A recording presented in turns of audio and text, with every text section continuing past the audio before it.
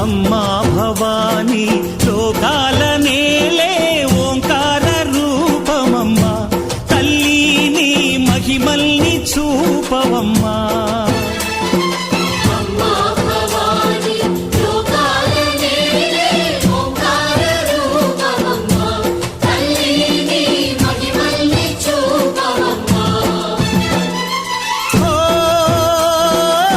సృష్టికే దీపమా, శక్తికే మూలమా, సింహరథమే నీదమ్మా.